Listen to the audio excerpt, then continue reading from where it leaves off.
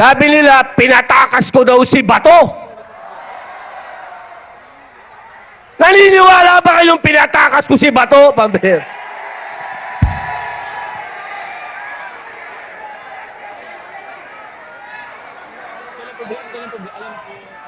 Paano? Pilipinas to, tapos ang warrant of arrest galing dayuhan? Pambihira. Akala ko ba malaya tayo? Tingnan nyo ha. May warrant daw sa ICC. Sabi nila, pero yung Pangulo natin, iniimbita si Putin sa Pilipinas. Eh may warrant of arrest si Putin sa ICC? Ano, pwede na lang ikaso kay Presidente? Di ba ang gulo? Gusto lang po nating i-acknowledge si Senator Robin Padilla.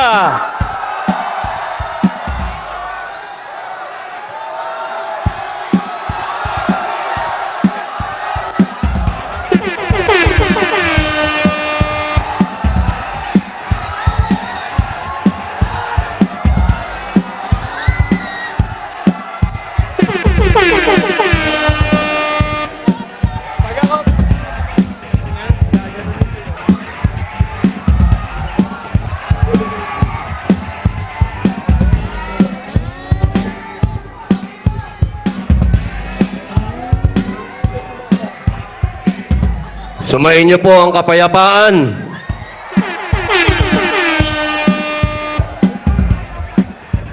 Ako po ay umaapaw po ang kaligayahan ko sapagkat ako po ay nakarating dito. Napakarami pong balakid. Muntik pa akong hindi pinapasok. Alhamdulillah, praise God, nandito na po ako sa stage.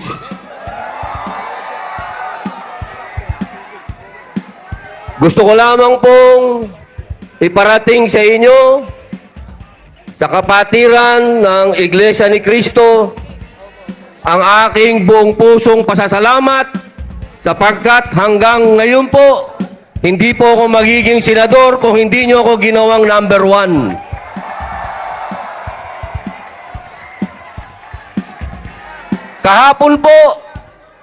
Kahapon, gustong-gusto ko na pong pumunta. Pero may mga balakid kahapon.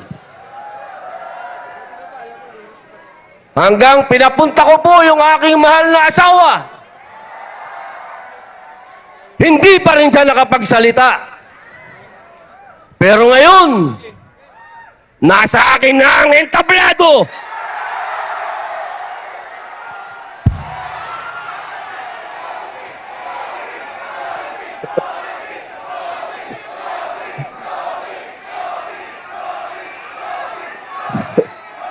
Salamat mga kapatid. Akala ko baby ama eh. Baby ama! Baby ama! Salamat mga tol. Baka ikakulong-kuli yan. Ako po ay nakikiisa sa inyo. We are one! We are one! We are one! Bagamat English yan, we are one! Sigurado ako, yung mga basher ko, sasabihin yan, hindi naman yan naiintindihan yung we are one. Alam niyo po, wala pa po akong nakilalang isang disenteng tao na katulad ni Caro Dante Marcoleta. Yan ho ang isang senador na napaka-humble. Hindi kailanman ipinagyabang na siya ay abogado. Marami kaming kasama, abogado.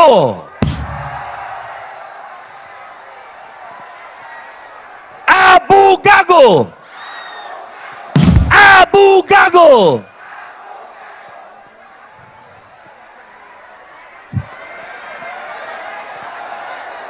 Alam nyo, si Caro Dante, assalamualaikum sister. Si Caro Dante kapag nagpapaliwanag ng batas, naiintindihan ng lahat. Kaya pinipilit siyang pigilan. Papayag ba tayong pigilan si Caro Dante? Kami pong lahat sa minority ay iniisa-isa na. Kaninang umaga, pagbukas ko ng aking social media, nakalagay doon, kakasuhan na raw ako. Sabi nila, pinatakas ko daw si Bato. Naniniwala ba kayong pinatakas ko si Bato? Pambihir.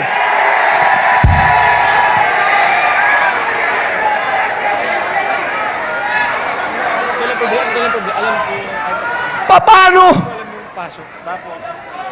Pilipinas to, tapos ang warrant of arrest galing dayuhan? Pambihira. Akala ko ba malaya tayo?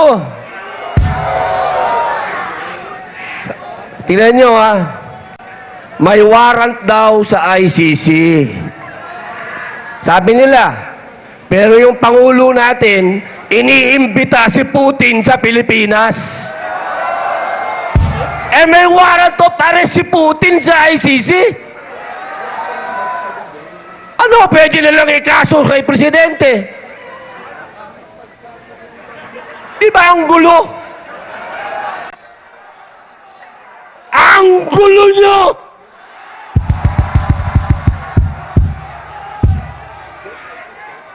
Anong ibig nilang sabihin? Pag dumating dito si Vladimir Putin, isusurrender nyo rin? Oh!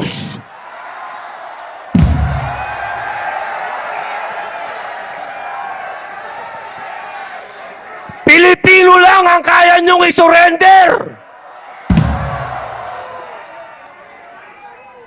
Ano ikakaso nyo sa akin? Obstruction of justice daw. Napanood nyo ba yung CCTV? Mukha bang tumakas si Bato? Pambira, naglalakad kami, sumakay kami ng kotse, lumabas kami. Libo ang pulis, walang humuli sa amin. Paanong takas yun?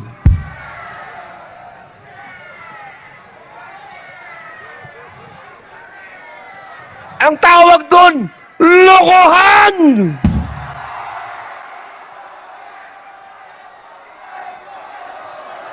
Lokohan! Lokohan!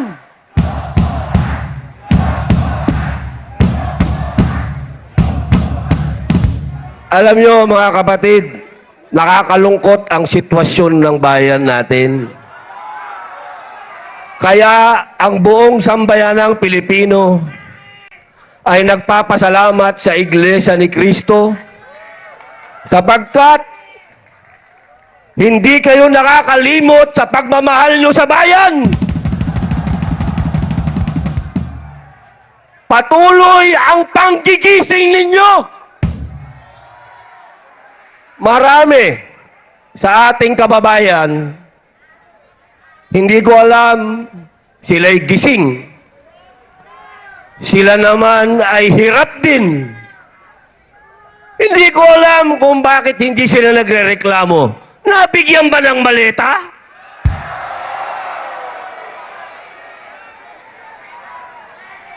Ang dami nating mga politiko na dati ay matatapang. Matatapang sila. Pero nakalimutan nila to. Nasaan na to? Nasaan? Ah!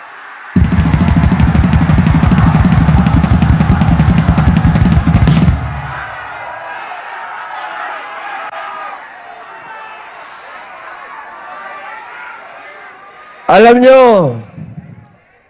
ang tatay ko, si Assemblyman Roy Padilla Sr., kasama doon sa EDSA 1. Kung buhay siya, sigurado ako, nagmumura-mura yun. Bawal magmura dito kasi baka matadyakan ako palabas. Pero sigurado ako, masama ang loob ng tatay ko. Dahil ibinigay niya ang buhay niya sa bayan. Ang tatay ko po'y binaril. Ang tatay ko po'y nagsakripisyo ng buhay para sa bayan.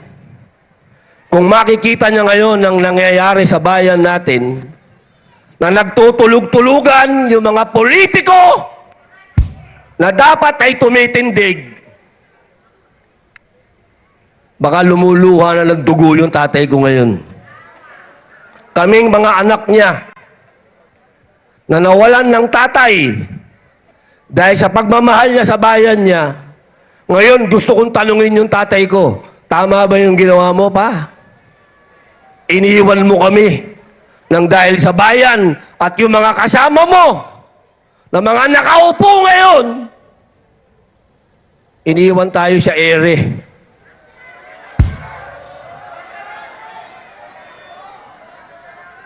Napakasakit ng nangyari sa atin, mga kababayan. Mabuti na lamang nandiyan kayo, INC.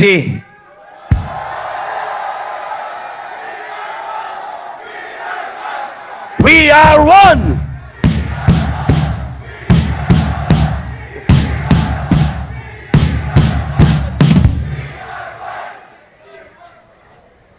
May isang punto na lang. Kasi alam ko, tapos na tayo eh. Buti nakahabol ako. Ito, pakiusap po. Hindi sa inyo, dahil alam ko, hindi nyo kami iiwan eh. Gagamitin ko na lang itong oras na to para makiusap sa mga kababayan nating hindi naman nadalan ng maleta, pero nagtutulog-tulugan. Iniisa-isa na po kami. Hindi po magtatagal, masushoot na naman ako. Ang katanungan na lang ngayon, kung ako bo'y isushoot dito o ipadadala ako sa Hague. Kasi yung kaso ko, obstruction of justice, na ang warrant of arrest galing sa ICC eh. Dayuhan eh. Wala naman akong obstruction of justice dito. Foreigner, pare! Ang kaso ko, foreign.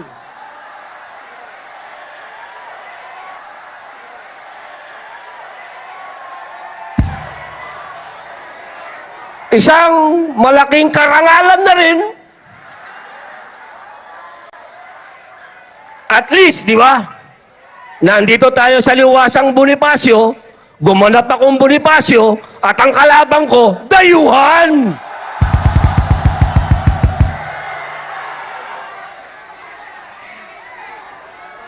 Ang pakiusap ko, mga kababayan ko na nanonood, mga Muslim, mga kapatid kong Muslim, mga kapatid nating Katoliko, Kristiyano, kanina nandyan si Greco Belica, nagsalita.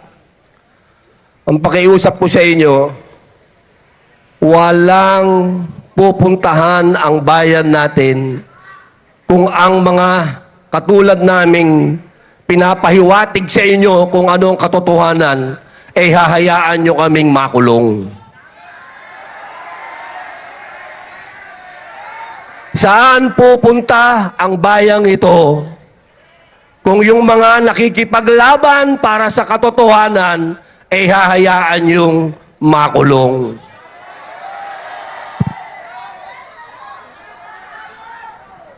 Paano na ang bayang ito? Paano na ang mga lugar na katulad nitong Liwasang Bonifacio? Kung yung kalayaan ay hahayaan nating tapak-tapakan at ibasura na lang para lang sa kanilang mga pansariling interes. Hindi nyo po pwedeng sabihin na hindi, okay lang ako, bahala na ako sa buhay ko. Hindi ho po pwedeng ganun. Dahil ako, ang sarap na ng buhay ko, ang ganda ng asawa ko, bata yung asawa ko.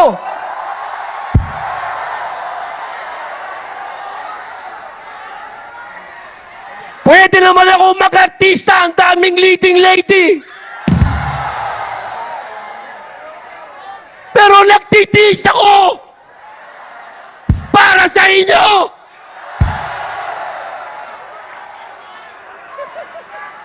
Kaya sana mga kababayan ko, huwag tayong maging makasarili. Tingnan natin kung ano ang ginagawa ng Iglesia ni Cristo. Isang tabi niyo yung religion kasi. We are one. We are one. We are one. At tingnan ninyo yung mga muka ng mga namumuno sa inyo. Yung mga namumuno sa inyo, ano ba yung kanilang motibo at interes? Kapag pansariling interes, iwan nyo yan! Ang laki na ho ng utang natin. Ang sabi nila, kanina nakikinig ako, ang sinasabi lang ng ating kapatid, buwis lang, buwis. Ang binabayad niyong buwis, ang binabayad kong buwis. Totoo yun. Napupunta sa wala. Pero mas nakakainsulto dahil yung inuutang natin na dapat mapunta sa pag-unlad natin na uuwi rin sa wala. Ang bawat Pilipino, tandaan ninyo, may utang. Pati magiging apo ninyo. May utang. Papayag ba kayo na ganyan na lang ang buhay ninyo? Yung mga nagsasabing sila daw ay makabayan. Huwag kayong magmumura, bawal yan. Makabayan daw sila. Pero bakit meron silang tinatawag na exit plan? Yan ang talungin ninyo sa bawat isa, mga mahal kong kababayang Pilipino. Ikaw, may exit plan ka ba? Bakit yung mga namumuno sa atin may exit plan? Ibig sabihin, wala silang plano para sa atin. Yan ang ilagay ninyo sa isip ninyo. Hindi yung nakarinig lang kayo ng magaling mag-English dyan, believe na kayo. Tapos na ang panahon ng spoken in dollar. Tapos na. Panahon na ngayon para magkaintindihan tayo, mga kapatid. Mga kababayan ko, bilang panghuling salita, dapat kakanta yung hilera dito eh. Pwede ko bang pakantahin yung aking pamangkin? Mga kapatid, si Chris Padilla ng Hilera.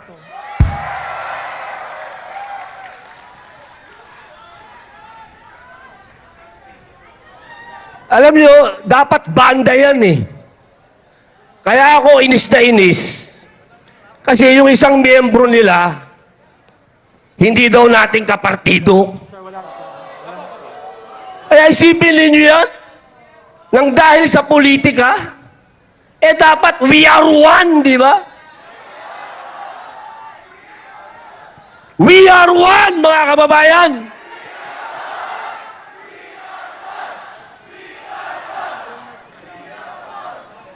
Pasensya na kayo, huli akong dumating